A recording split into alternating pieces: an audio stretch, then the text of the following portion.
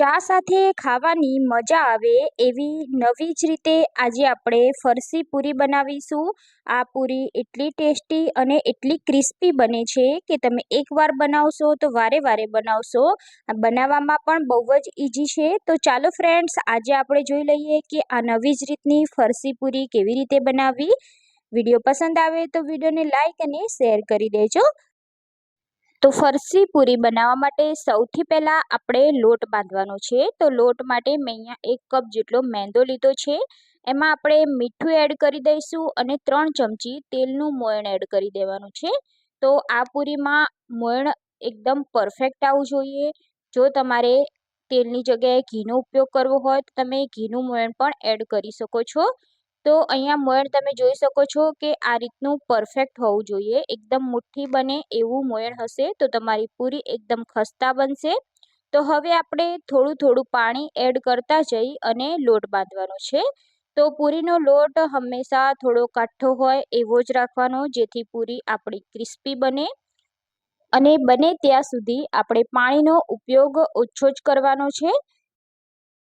તો અહીંયા આપણે લોટ બાંધી લીધો છે। તમે જોઈ શકો છો કે લોટ આપણે આટલો કઠણ જ રાખ્યો છે। તો આ રીતે થોડીક વાર હાથેથી મસળી લઈશું, જેથી આપણો લોટ એકદમ સોફ્ટ થઈ જાય। અને મેંદો હોવાથી આપણે લોટને રેસ્ટ આપીશું।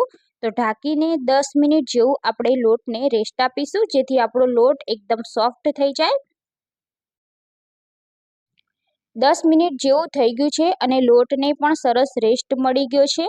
તો અહીંયા આપણો લોટ થોડો સોફ્ટ થઈ ગયો છે, તમે જોઈ શકો છો। હવે આપણે તેમાંથી ગુલ્લા કરી લેવાના છે। તો એક મોટી સાઈઝનું આપણે ગુલ્લું લઈ લેવાનું છે, એને આ રીતે રોલ વાળી દેવાનો છે અને આપણે ઓરસિયા ઉપર રાખી તેને કટ કરી લેવાના છે। તો તમારે જેટલી નાની મોટી બનાવવી હોય એ પ્રમાણે તમે કટ કરી શકો છો। તો આપણે સાઈઝમાં જે પૂરી બનાવીએ છીએ એટલા જ નાના ગુલ્લા કરી લઈશું।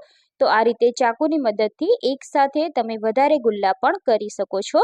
તો આ ગુલ્લાને આપણે એકદમ સરસ એવું રોલ વાળી દઈશું। હવે આપણે પૂરી વણવાની છે।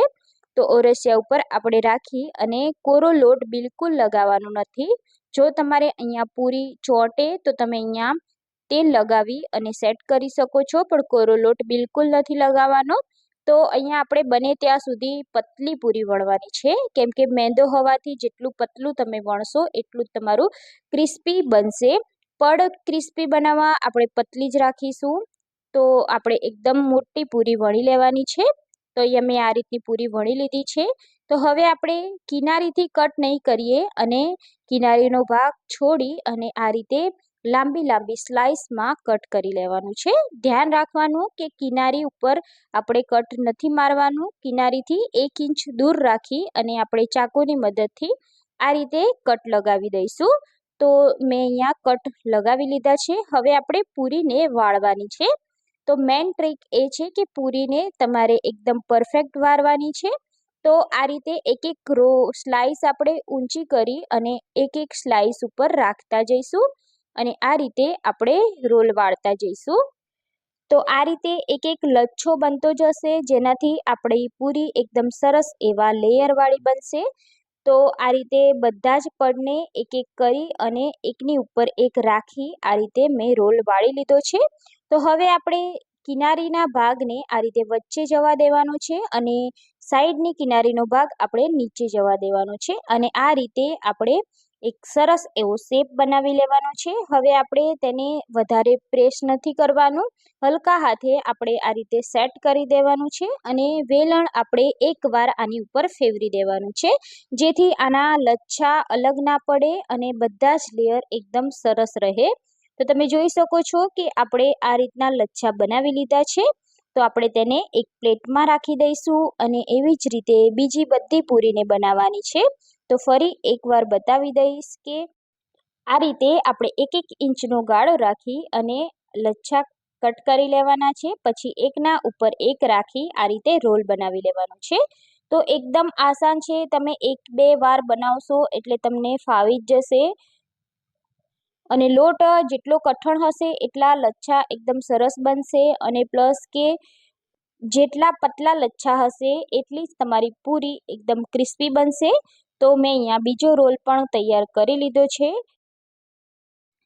તો એને પણ આપણે સેમ એ જ રીતે વાળી લેવાનો છે અને એકદમ હલકા હાથે થોડીક આ રીતે સેટ કરી લઈશું અને ઉપર એક વેલણ આપણે ફેરવી દેવાનું છે. તો વેલણ આ રીતે ફેરવીશું એટલે એના લચ્છા અલગ નહીં પડે અને પૂરી આપણી એકદમ સરસ સેટ થઈ જશે. તો હવે આપણે બધી પૂરી વણી લીધી છે, તો હવે આપણે તેને તળીશું.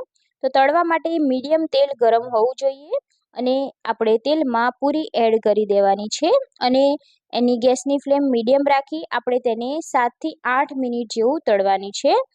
તો પૂરીને તળવામાં બિલકુલ આપણે ઉતાવળ નથી કરવાની. જેટલી પૂરી સ્લો મીડિયમ ગેસ ઉપર તળાશે એટલી જ પૂરી આપણી ક્રિસ્પી બનશે અને એના એક એક લેયર અલગ પડશે. તો અહીંયા તમે જોઈ શકો છો કે થોડીક જ વારમાં પૂરી આપણી આ રીતે ઉપર આવી ગઈ છે. તો હલકા હાથે આપણે તેની સાઈડ ચેન્જ કરતું રહેવાનું છે અને બંને સાઈડ ગોલ્ડન બ્રાઉન કલર થાય ત્યાં સુધી તેને તળીશું. તો અહીંયા તમે જોઈ શકો છો કે આપણી એકદમ લચ્છાદાર અને લેયરવાળી પૂરી બનીને તૈયાર છે. તો આપણે તેને બહાર કાઢી લઈશું અને એવી જ રીતે બધી જ પૂરી આપણે તૈયાર કરી દઈશું. તો અહીંયા આપણી બધી જ પૂરી બનીને તૈયાર છે. તો પૂરીને આપણે ચા સાથે કે પછી એમનેમ પણ તમે ખાશો તો ખાવાની ખૂબ જ મજા આવશે. બાળકોના લંચ બોક્સમાં પણ તમે આ પૂરી આપી શકો છો.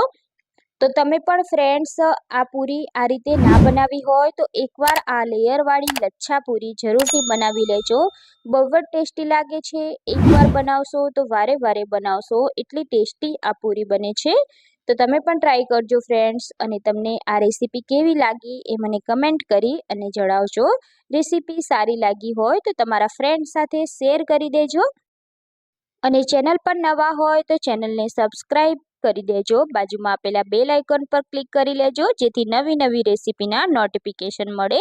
તો ફરી મળીશું નવી રેસીપી સાથે. જય શ્રી કૃષ્ણ.